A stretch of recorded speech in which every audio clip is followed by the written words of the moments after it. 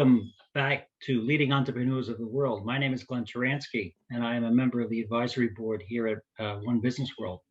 Leading Entrepreneurs of the World features entrepreneurs, founders, and business leaders presenting on cutting-edge topics and the latest in industry developments. Our goal is to provide the global business and entrepreneurial communities with a window into the minds of those who are shaping the future of the world. Today, we're very pleased to welcome leading entrepreneur, speaker, and author, Chris Dyer. Chris is the founder and CEO of PeopleG2, a fully remote organization. PeopleG2 is routinely ranked as one of the best places to work and has been listed as one of Inc.'s 5,000's fastest growing companies no less than 5 times. At PeopleG2, Chris and his team offer proven, scalable, high impact, and legally defensible business solutions for companies and human resource departments, executive leadership teams, business investors, corporate restructuring, and M&A architects. As a leadership speaker, Chris's goal is to inspire audiences with a straightforward delivery, insightful candor, and engaging humor. His talks leave audiences permanently transformed, offering innovative perspectives on leadership to improve company culture and empower organizations to discover new successes. Countless other companies that have unlocked productivity, performance, and profits by implementing the strategies from Chris's talks, webinars, and books. Speaking of books, his first book, The Power of Company Culture, expanded on how any business can build a culture that improves productivity, performance, and profits, and was a bestseller. Chris's second book, which is just about ready to be released, is titled Remote Work, and it focuses on the new norm of remote work and how companies can build successful remote working strategies. And it is too expected to quickly become a bestseller. Chris, it's a pleasure and honor to have you joining us today. We look forward to hearing about your remote workbook and the organization and the company as well, and how to keep it in remote workforce fully engaged as you work through your processes and strategies. So let me turn it over, and then we'll welcome you back afterwards, and we'll have a nice conversation. Okay? Well, Glenn, thank you so much for having me here today and for the wonderful start here. So let me just pull up. We got all the wrong things. There we go. And we will go ahead and bring up the slide presentation. I'm really excited to talk today.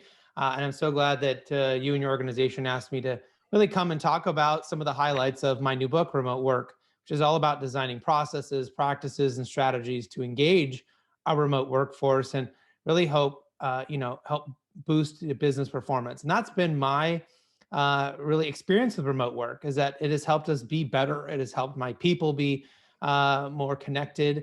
It certainly has helped us. You mentioned being an Inc. 5000's fastest growing company. All of that happened all 5 times with a remote team. It never happened when my team was all together in one office in a cubicle farm. So for us, remote work has been the fundamental and really the building block component of us creating a great culture and a place that great people want to work. So I'm going to talk a little bit today about some of the things in the book, some of the lessons, to kind of give everyone a little teaser, a little idea, maybe hopefully give you some great things that you can take back to your company, you can begin to think about, you can implement with your team. Maybe you're not the CEO, maybe you're just the leader of a small team. You can still take these strategies and make them work for you.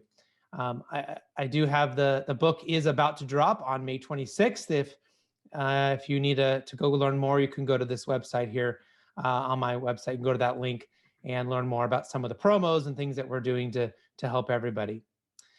So in my first book, we really focused on what were the 7 pillars. What are the 7 things that we consistently see great companies do? Great companies with fantastic cultures, those that we always hear about, talk about, or even some of those that we don't hear about, but we can go and look and see our market leaders. They continue to outperform inside of their particular offering or inside their market. They always seem to have these 7 things as they were fundamentally really good at.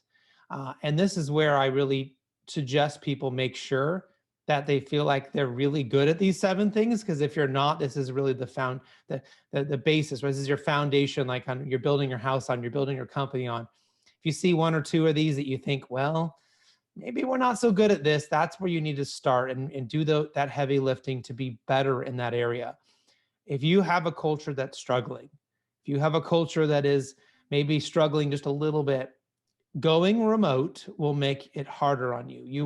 You will find remote work is not a thing that's a success for you if you're not transparent, for example, if you don't know how to deal with mistakes internally the right way, if you don't know how to measure people properly.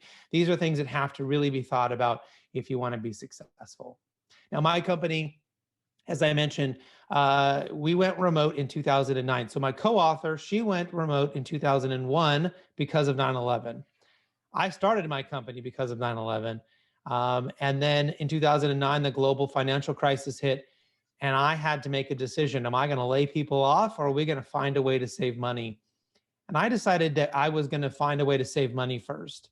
And so we went remote purely to save money. I imagine a lot of you out there might have gone remote because you had to because of COVID, right? You were kind of forced, your hand was forced into this. And I think I was in that boat as well, that I could save enough money to keep my people by going remote, thinking I might return back to a traditional workplace later on. Well, 2 weeks into it, my people said, please don't ever make us go back. We absolutely love this.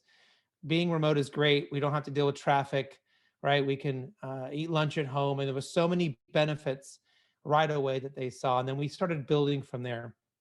And over the years, once we tinkered and figured out some of the things that I'm going to share with you here today, we began to be noticed as a best place to work. And I was really proud of that. And then we started being, mentioned as a fastest growing company 5 times. And then, the accolades began. People started asking me to speak. And it was something that we never intended to happen. But I'm so proud of my people and my company that we've been able to take this model and share with so many other organizations on how they can implement it in a positive way. Let's first, as we dive into this, maybe make sure we have our definitions right. And what am I talking about today when I talk about remote work? Well, there's lots of different types of remote work. There is the digital nomad. This is the person probably working by themselves or maybe just one other person. You might see them on a beach or by the pool with their laptop, working whenever they feel like it. This is the sexy version of remote work, that people who can travel all around the world and they can just be a nomad, right? And that's great, and that is a component of remote work. That's not really what I'm talking about here today. So I know a lot of those people, they're great. I'm really talking about the work from home, where you have a consistent workplace. Your internet, is going to work. You know where you're going to work. You have a desk. You have all your supplies, right? You're not hopping on a jet and going from Cancun to Kuala Lumpur to, I don't know, Moscow, whatever. Those people have a totally different uh, anxiety about where they're going to work and if their internet's going to be available, right? So I'm talking about work from home. Now, we're also sometimes talking about people who are on a part-time or a side hustle.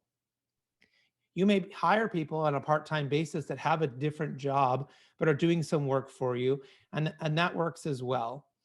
Side hustles could be considered Postmates, Uber drivers, all sorts of other types of freelancing. There's also offsite or in the field. So if you had a Peloton delivered, if you have your air conditioning fixed, if a plumber came to your house, those people are remote workers. They're just working offsite and in the field. They don't typically have a consistent place or a desk, right? And so their equipment and their experience with remote work is very different. And then there's the hybrid, and then that's the big buzzword right now is hybrid, right? That people are doing, coming into the office sometime, staying at home sometimes.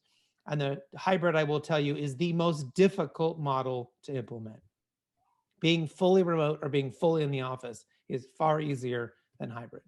And it takes a lot of discipline to be good at it. As a baseline, in most of my talks, I always like to bring up Daniel Pink and his amazing work around what makes us tick as employees, as little cogs in the giant thing that is your company. So what we have found is that if we really focus on Pink's work as our foundation here, as it relates to the employee experience, that we get much better people. And so the first thing is autonomy. Can we provide as much autonomy for people as possible? Now, flexible work, remote work, hybrid work does that, right? People can choose where they want to work, how they want to work, on what computer they want to work. They can stop for 15 minutes and go walk the dog or move the laundry over. They can go volunteer at their kids' school. They have a lot of autonomy to fit in things that are important to them alongside of their work and still be fantastic employees and perform in a way that we expect. Mastery is the idea that they can learn something new. As human beings, we need to be always learning something new if we want to uh, be happy. Now, maybe we can't give them that at work. Maybe their job is to put something in a box and put a piece of tape over it and put a label on it, and then that's their job. Probably mastered that after about 5 minutes. But we can encourage them to have mastery in their life somewhere else. So it's just important that they have it somewhere in their life, or else those. If you ever had an employee who just seems grumpy, who just seems unmotivated, just seems unhappy with their life, they probably don't have mastery. And that is a really easy way to start to help to someone who can look forward, look to the future, have something to look forward to. And then last but not least is purpose. Our employees should know what our purpose is as a company, and they should be able to articulate it back to you, even in their own words. It doesn't have to be exactly how you have it written on some poster in a conference room. At PeopleG2, our purpose is to make the world a slightly safer place. What does that mean? Well, we know when we do background checks and drug testing, we help keep sex offenders out of schools. We help keep people who've embezzled money out of getting jobs at a bank or handling your mutual funds. We want to keep people who shouldn't be in certain jobs out of those jobs to protect the community at large. So if my people are connected to that purpose, then they will be happy with their job. If they don't care about that purpose, well, they should go get a job somewhere else. So it's really important that this is a foundational practice for your company. If you're micromanaging people, if they don't have much mastery in their lives, if they don't understand your purpose, aren't connected to it, you're not going to have highly motivated, highly engaged employees. Now, as you move into a remote setting, we need to start creating signposts. Now, in a traditional office, we have signposts everywhere. What do I mean by signposts? I mean, it's an indication of what's going to happen, right? You walk in the door, you know it's time to work. You walk out the door, you know you're done with work. You walk into the office, you see your boss there in front of a whiteboard in a conference room waving you in, you know you're going to be involved in a meeting. It's time to brainstorm, right? We're going to talk. Clear signposts. When we go remote, that goes away. Those natural signposts go away. We need to reinvent them to make sure people know, when do we check in, right? Do we have a daily stand-up? When is it we're supposed to check in with our team and our boss about what's going on? That needs to be clarified. That needs to be consistent. When do we collaborate? How is it we call a meeting to collaborate and talk about issues or to figure out problems, right? Do we call 15 people one at a time? Do we invite them all into one meeting? How is it we're supposed to collaborate effectively and efficiently? When do we brainstorm, right? When is there a different type of meeting where we come to think about big ideas, to solve challenges for clients?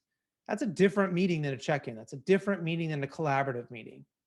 And so those things need to be talked about, discussed, and clearly defined in a way that it is a signpost for our employees. When do we blow off steam, right? When do we talk about our kids and our vacation plans and maybe have a cocktail online or whatever it is that's blowing off steam for your company? When do you do that? Is that every Friday at 4:00? Is that once a month, on a Thursday? I mean, you have to figure that out, and it needs to be planned and designed based on what your company feels is right. If you have 100 employees spread across the entire globe, you're probably not going to be able to do a company-wide event. You may have to do it inside smaller teams who are in time zones close enough to each other that makes sense. You have to design that in a way that makes sense for your employees and your company. And then when do we fill in the blank? What else is important for your people? When do they do that thing that you need them to do? Maybe it's, when do we program together? When do we invent together? When do we, again, you have to design those things very intentionally. Now, in the remote and hybrid setting, I also have some kind of strict rules or strict suggestions. And some of these people really struggle with. They think, how could I ever do that? Now, the first one is to stop having one-on-one meetings.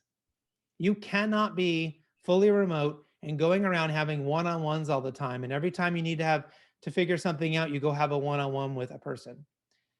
There are times you need one-on-ones. right? Maybe occasionally you need to meet with your direct reports. Maybe there's an HR issue. Maybe there's a training. But in most cases, my people meet in teams. We do almost all of our meetings in 5 to 7 people. Anytime you have a meeting, ask yourself, should anybody else be here besides that one person I thought of? Maybe someone could learn by being there. Maybe someone who's going to later on be impacted by the decisions you're about to make should be there. Maybe you just need a couple other people to get better ideas to make sure that the decisions you're about to make sense. Getting groups of people together move information faster. They allow better collaboration and are fundamental to remote work.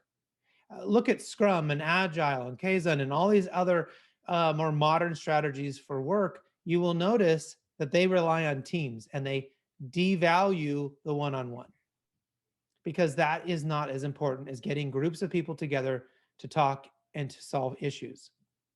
Stop having long video meetings. No one likes them. They're not effective and they're exhausting to be on. So we want to group our meetings into smaller chunks, allow for more breaks, more time for people to have to think, to go to the restroom, to get coffee, right? If you have a 1 hour or 2 hour long video meeting, people have begun to struggle. It's so interesting how in a normal office, if you had to go to the bathroom, you would just get up in the meeting and say, I'll be right back, or hey guys, can we take a 5-minute? But we're on Zoom for some reason, and everyone just pushes through and we're stuck on this meeting, right? So we have to change that and allow for people to be able to process differently. Most meetings should be 15 minutes, 30 minutes. Some of your longer planning meetings could be bigger, but you need to chunk them. When I have an executive team meeting that's 2 hours long, we're chunking them in 30 to 45 minute with 15-minute breaks in there so that we can answer emails and handle our business and do little personal things we need to do and still be effective. And then we really need to curate all of our meetings. In a little bit, I'm going to talk to you about some of the fun meetings that we have at my company that I've shared with hundreds of other companies that they've put into practice. But as a very baseline, all of your meetings you need to be the dictator of meetings as a leader and ensure that they always start on time. Meetings that don't start on time sends the message to your entire company, I don't care about your time. My time is more important than you. I waste money, because if you have 5 people on a call who waited 10 minutes for you to show up, how much money did you just waste paying those people to sit there and wait for you, right? You send all of the wrong messages by not starting on time. So start on time. Meetings at 9, by 9:01, you were rolling.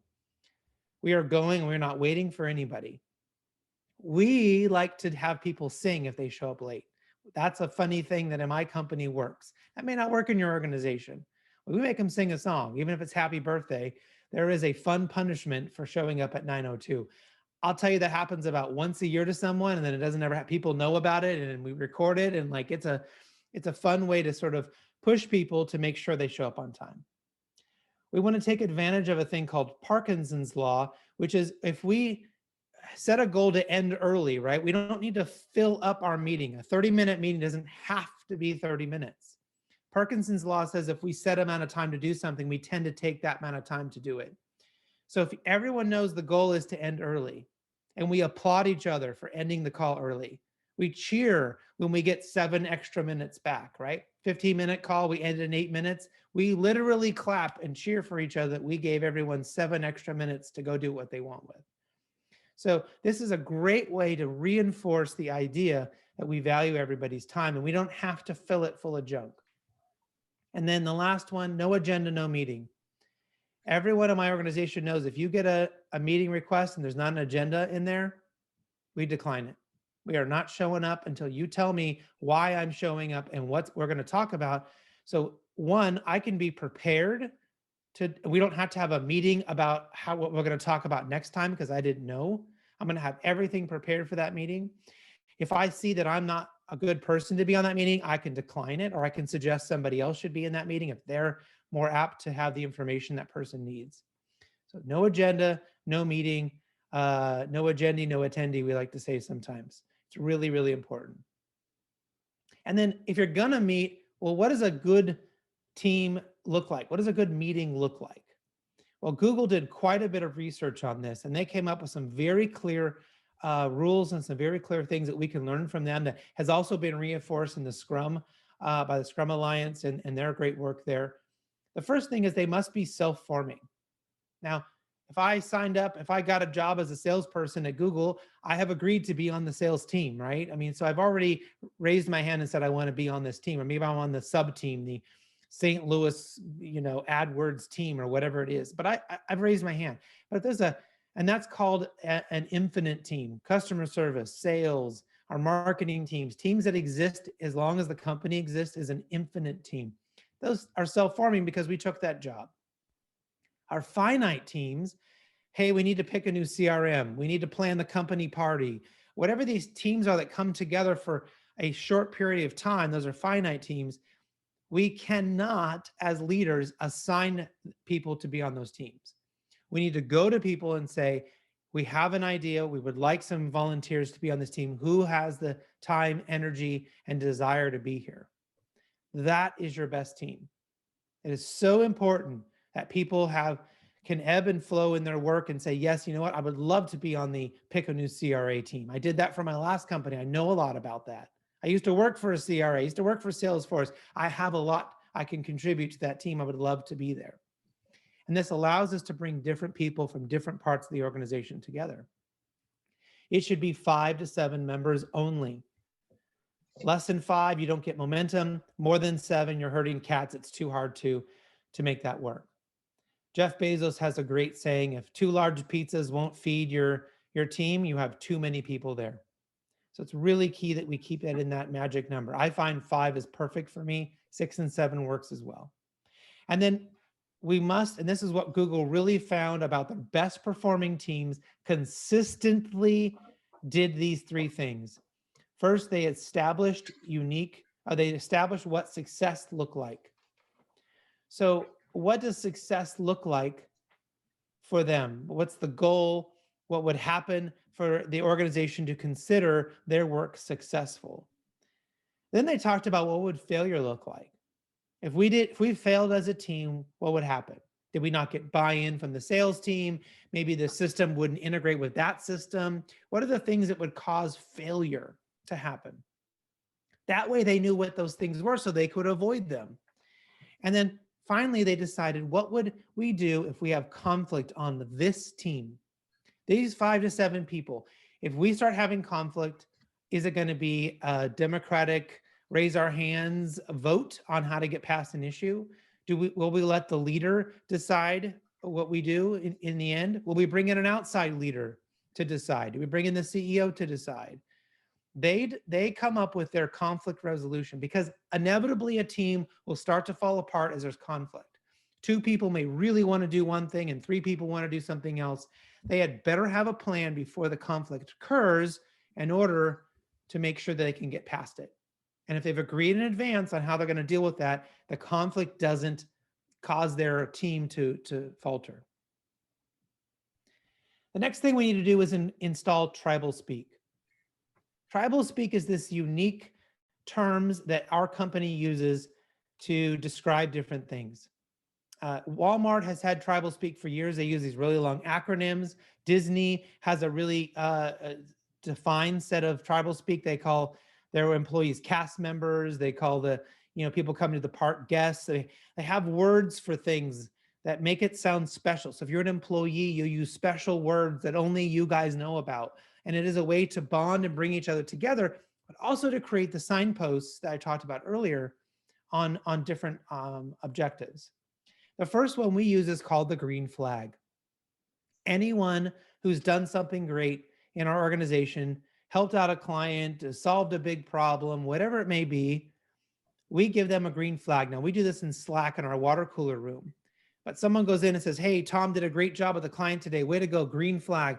And anyone who's available pops in and says, green flag, way to go. We celebrate them for that moment.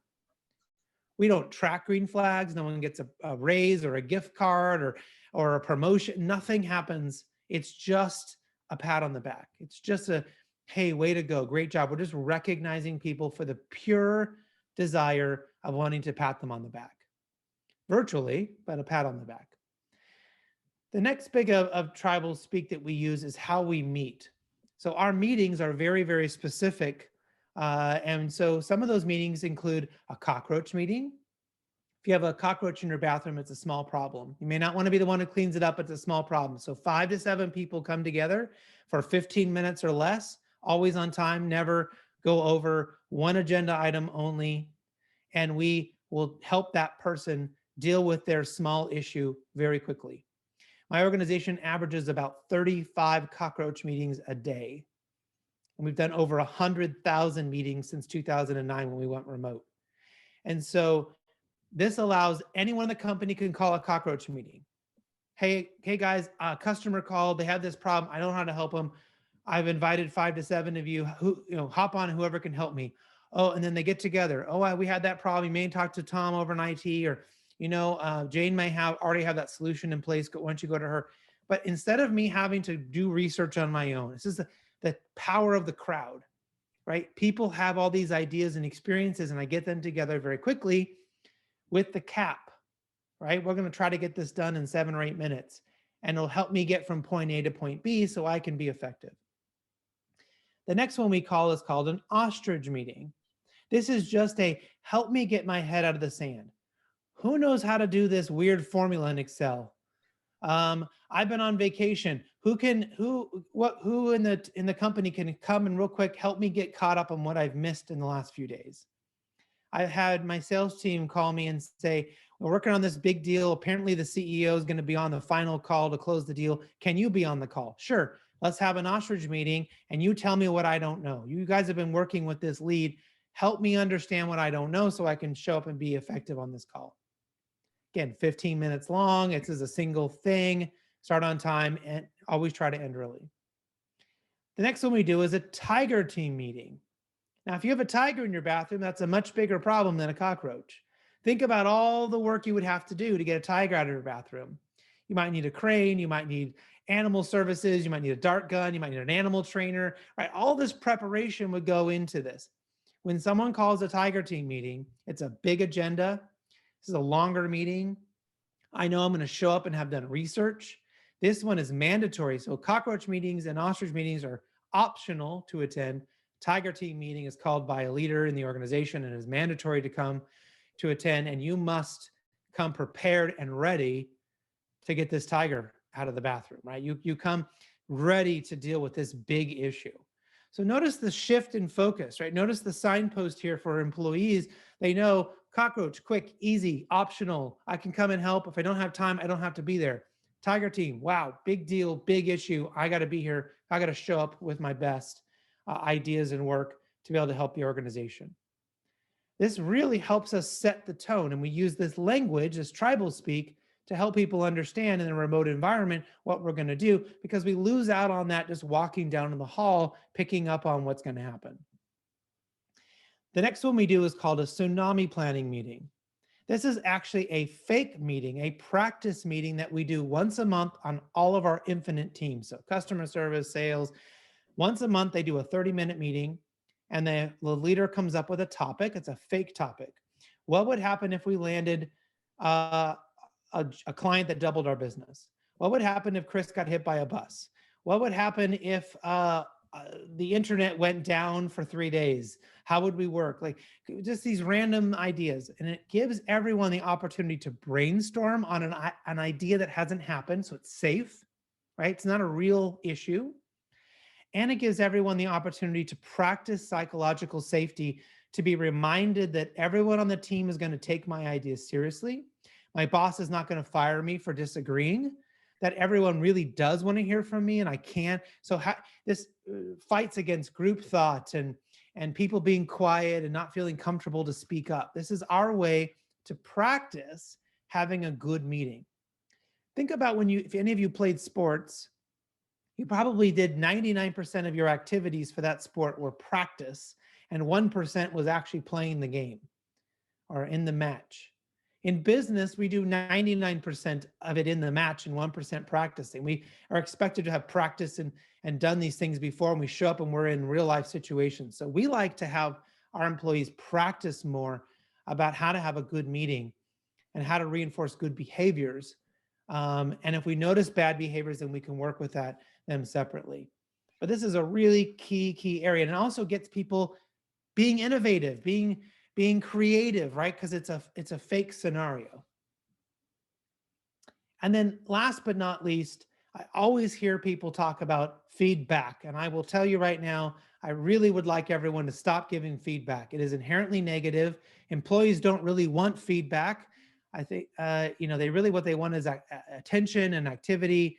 If you read the 9 Lies of Work, really, there's a lot of great research in there that says what people really want is your attention. They want to know where they're at, right? They don't really need feedback because it's kind of negative. So what do we do instead?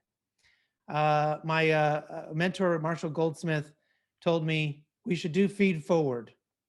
Feed forward is this concept of, in the future, here's what I need from you. So let's just say we were all in a meeting together and I noticed that Tom was talking too much, interrupting, not letting other people speak. I could pull Tom aside after the meeting and say, Tom, what was that all about? You were interrupting, you were rude, you were talking over people. You can't do that anymore. Tom's going to be defensive. We're going to have a bad interaction because of this. Instead, if I say, hey, Tom, in the next meeting, do you think you could make sure everyone gets heard? Could you make sure that you're listening twice as much as you're talking? Could you make sure that you let people finish their thoughts before you jump in? You have important things to say, but let's let people finish what they're saying. It's a fantastic way to turn it into a positive. People always say yes. They always give me positive, affirmations back because I'm asking them to change future behavior. They can't change future in the back, going backwards. And if for some reason they feel very passionate about their behavior, it's a really good opportunity to have a discussion about why they think they have to be that way and why they feel like they have to interrupt people or they get so passionate about something that they keep talking. It's a really great way to coach them. But feed forward is positive and feedback will always be negative. Now, we need to make sure that people ensure understanding inside of a remote organization. This is important for anybody, but when we're remote, we really have to make sure people understand what we need from them. And so we need to really work on repeating key information. So in a meeting, we repeat key information. We may then want to go put it into our Slack or Teams program. We may want to put it in a formal document. We can't just say things once or write things once. If it's important, we need to repeat it. I like to repeat it 3 times or more.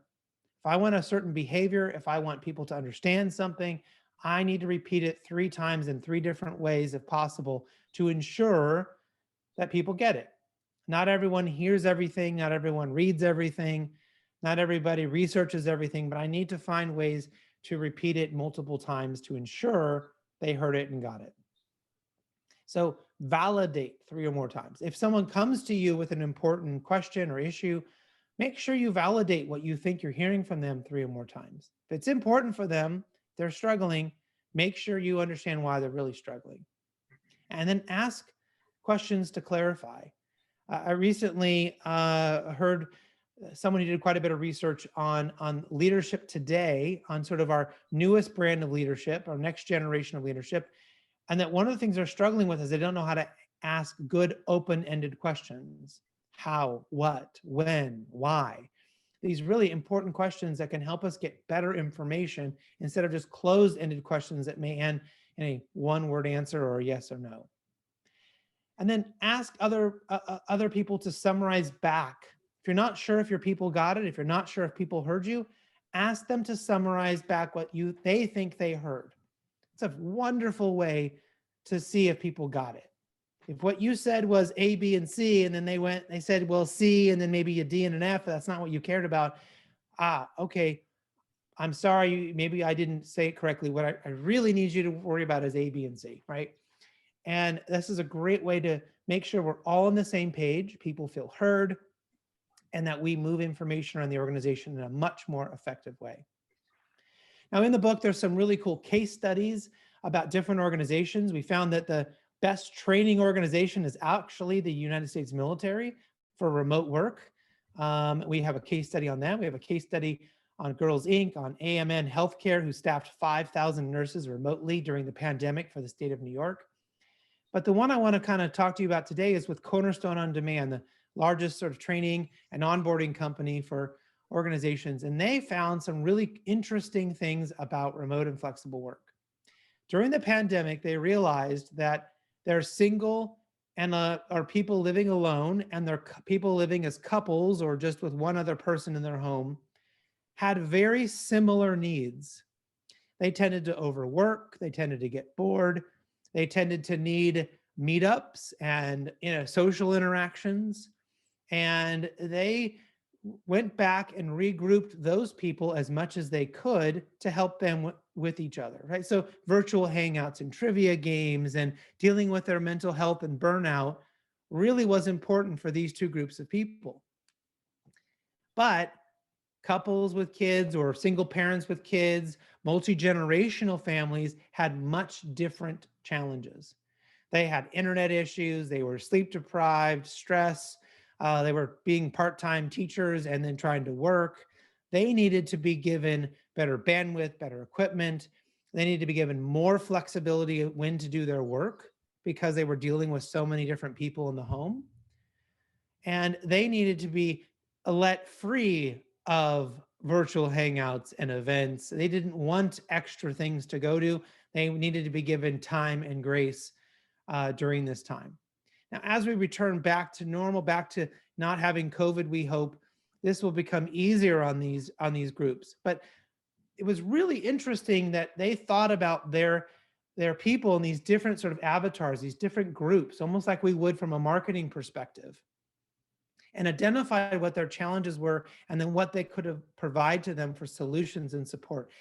Instead of just thinking about your employees as a whole, thinking about your employees in these different groups in order to give them better outcomes.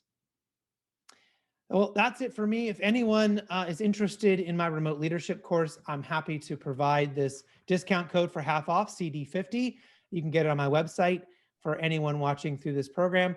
Again, there is the book and the link if you want to learn more. And I think we were going to have a little discussion here, Glenn. Any questions or things that you had come up, but thank you for having me here today. Oh, thanks, Chris. That was terrific. That was absolutely terrific. I've actually read some of Daniel Pink's books, so I that was a topic that was familiar to me. I recently finished Drive Mhm. a couple of weeks back, and he talked about autonomy, mastery, and purpose. And I wondered if to use one of his analogies for those finite teams, do you see them using like the 20% time for some of those types of activities? Because you said they were like volunteering Mhm. kind of as an aspect. Would that fit into that kind of concept of the 20% time to do that, those extra kind of above and Yeah. beyond type things? I think what's important is for organizations to figure out, does this employee have mastery in their life? If they don't, then how can we help them get it? Sometimes that's additional training. Maybe that's going to night school or college or something, right? Maybe that's them learning how to play guitar. Or maybe to your point, they use some of that 20%. Maybe that's volunteering. Maybe that's doing something for the community. So what's most important for me is that organizations are thinking about it and figuring that out. What they end up doing as their ultimate, their end solution can run the gamut, right? And as long as they're doing something, I think that's what's important. I remember my son worked at Amazon. That's kind of why I brought that example up. And he didn't last. He just got bored. He was so bored and he had nothing else that was going on because of COVID. He couldn't do his other activities with his friends and things. He just couldn't handle just doing that job every day because it was so boring. There was nothing else that Amazon was providing to him to help him kind of foster that part, right? He has a new job at Home Depot, and it's the total opposite. He's learning new things every day. It's a new challenge, and new people, and that fits him much better. Terrific. Hey, on the new book, where did you meet your co-author, Kim Shepard? Yeah, so Kim Shepard and I met in Santa Monica at an organization called the Adaptive Business Leaders. It's kind of a CEO group. I like to call it Vistage on steroids, if anyone's ever been involved in those types of CEO groups. And we were really fortunate to have some heavy hitters in there. We had, executives from DirecTV, the CEO from Cornerstone On Demand, Dave Burkus, one of the most successful angel investors. And so Kim and I were in that group and we met and immediately hit it off. We tend to be sometimes the devil's advocate, the contrarian in the group, to kind of push buttons and get people to think about different things. And so immediately we were, best friends. And I got her to be my mentor, especially when I decided to take my company remote. She had been remote since 2001, and I didn't know anyone else that was remote, unless they were programmers working in some other country or something, right? Someone who had done it. And so her and I have been very close for many, many years. And she has sold that company, retired. And of course, 10 minutes into retirement, I said, "Hey, you want to write a book? Want a new project?" And she said, "Yes." Great. That's terrific. How about in a remote workplace and some of the types of meetings that you were discussing? How important is empathy? Yeah, empathy is huge. And, we really need, so I believe that anything that happens in work is a part of a system. So anything that's good is a system, anything that's bad is part of a bad system. And if you want to have empathy, you need to build that into some sort of system. Now, in a different talk I did for your organization, we talked about this exercise called bonding, right? There's some very specific things you can do to really ask people how they're showing up and ask them how they're leaving. And you have to ask those questions. And I think it's great to do it in a group setting where everyone's sharing, right? So everyone can be empathetic and to show that. Now, it's another reason why I think one-on-one meetings are bad, because if you and I are having a discussion and you're sharing with me things that I can never really be empathetic about because I've never experienced them, right? I had a woman who works for me came to me and says, "Hey, my spouse has been shipped overseas for the military. I'm now suddenly a single parent with a 3-year-old and a 1-year-old, and I'm struggling." You know what? I've never been a single parent. I have never, I adopted all of my children. So the youngest was 4. So I don't know what it's like to have children under 4, right? I can sympathize and I can try to imagine what it's like to be in your shoes, but I don't really know. So I asked her, I said, "Do you mind if we maybe get some people together in the organization that have had some of your experiences and see what they think?" And she said, "Sure." So we got 5 people together that are or have been where she's at. They could empathize. They had better solutions for her. They had better ideas and were a better, shoulder to cry on than I was as her boss, because I couldn't empathize necessarily. So I think it's important we recognize, are we the right person to connect with that person to help them? Or do we need to bring other people in who've had those experiences that can take them much farther than you can? That makes perfect sense, because then you're teaming them up with someone who could perhaps offer advice, give Yeah. them a path out of the woods, all of those types of situations.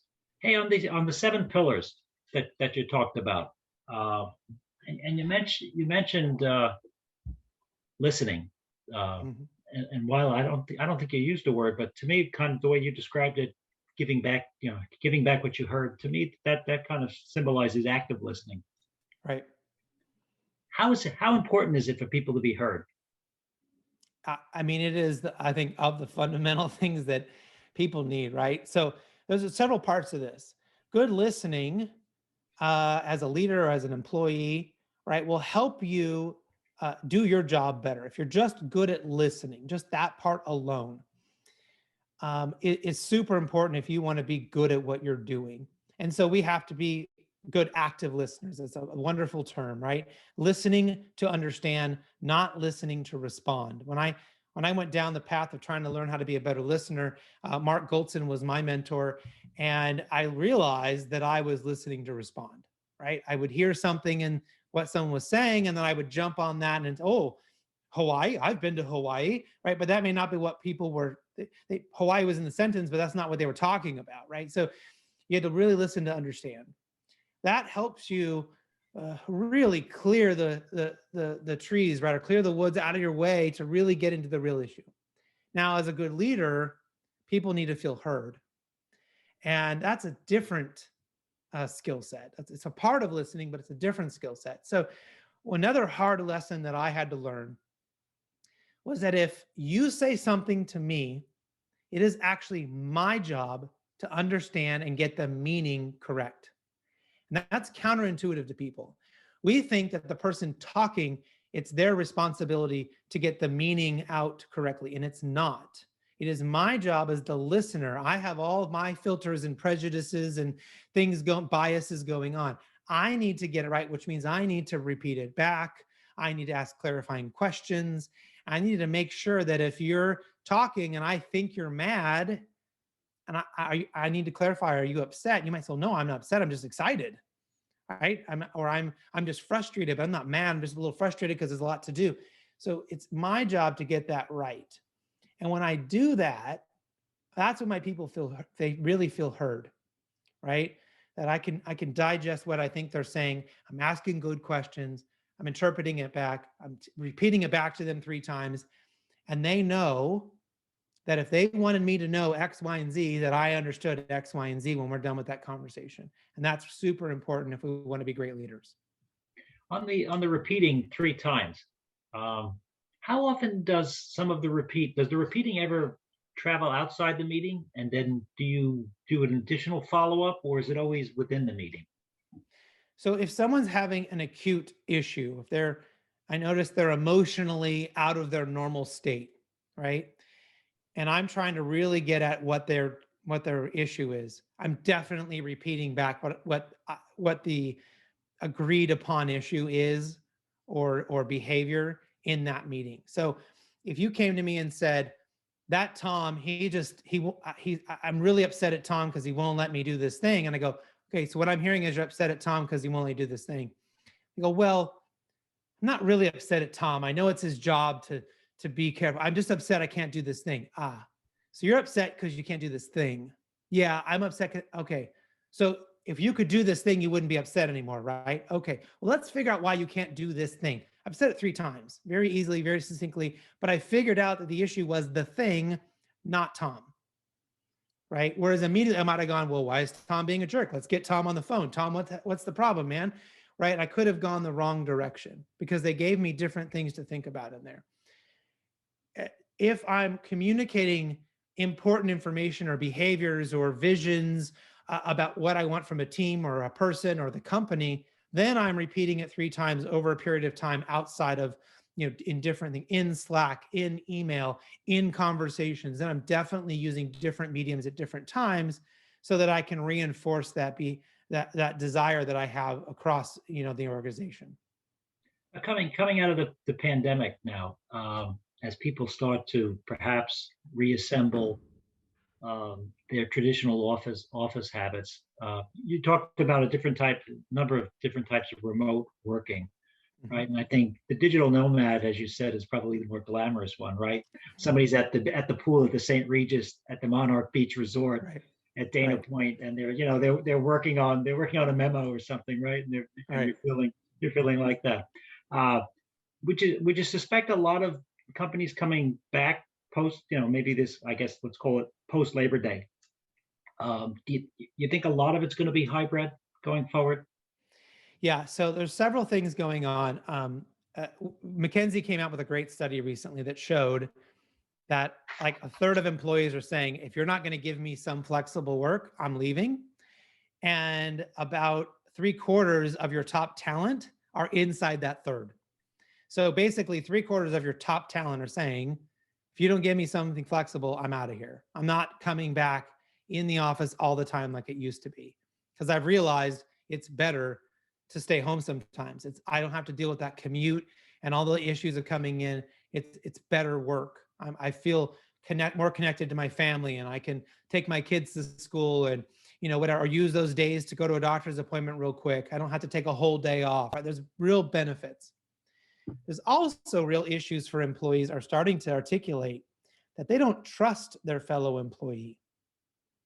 They don't trust that they got a vaccine. They don't trust that they're going to wash their hands. They don't trust that they're going to, not sneeze and infect the entire office. There's some real trust issues here. So even if an employee likes or dislikes remote work, they're still saying, I need flexibility because I'm not comfortable yet. And so that's another reason for companies to really make sure that they're offering this a flexible model. But they really need to articulate and figure out what that means. The McKinsey study said flexible or hybrid to employees means 3 or more days at home. or in the field or just not in an office. That means two. And so are you going to do 2 days where everyone's in the office, or are you just going to ask that employees come in 2 days in some rotating schedule so no one is ever there all at the same time? What does that mean? Right? And so companies really need to figure that out and put things in place that make people comfortable and that are going to be effective. I gave the warning early on that hybrid is the hardest one to implement. Right, right. And that's because you're going to have to be the dictator of meetings and say, do not have a meeting with just the 2 people in the office and exclude the 3 people at home on your team. If you're going to have a meeting, you get everyone on the meeting, regardless of where they're at. No side meetings. And if you have all these side meetings, if you have to have a side meeting and someone couldn't be there, you've got to be really diligent about recording it and sending it to that person, taking great notes, sending it to that person, especially if they're working asynchronously, that we don't make people feel left out and we don't leave gaps in what they know so that we have challenges later on. Yeah, I just finished a stint doing some teaching, and the class was a hybrid class. And exactly what you said, especially with like team projects. Like, okay, 3 of the 5 are in class, the other 2 aren't. All right, how do we? All right, you guys are all on the team now. That means we have to have, the technology that you could all meet at the same time, right? Or the 2 that aren't, during that hour when we break out of during the class time, that the other 2 can somehow join the group, right? And what you said about the recordings too is interesting as well. That becomes very much, dutiful follow-up, right? Making sure that if you're the person responsible for the administrative side of that, making sure that those emails go out with the recording links in there for people to be able to fully participate and not feel left out. Because I mean, otherwise, it certainly sounds to me like you would run the risk of, from an inclusion standpoint, and it's gonna knock down morale, I would think. Yeah, and we don't want people to feel like they have to be in the office in order to know what's going on. Again, there are so many benefits to remote work. We're seeing higher productivity, right? We're seeing people doing more work in more areas because they're eliminating the commute. They're eliminating all of the needless meetings at work and the chit chat and the distractions.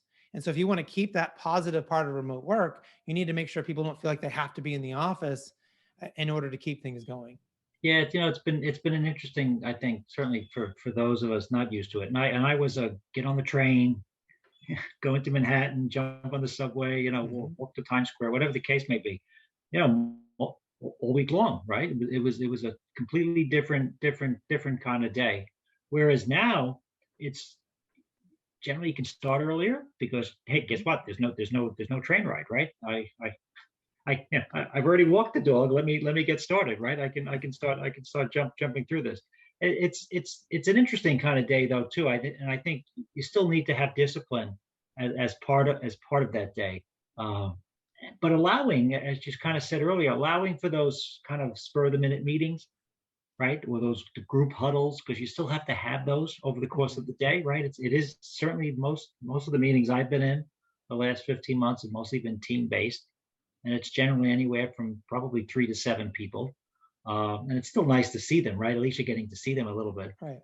and the collaboration that you talked about earlier as well. You're able to come back, and continue to contribute that way.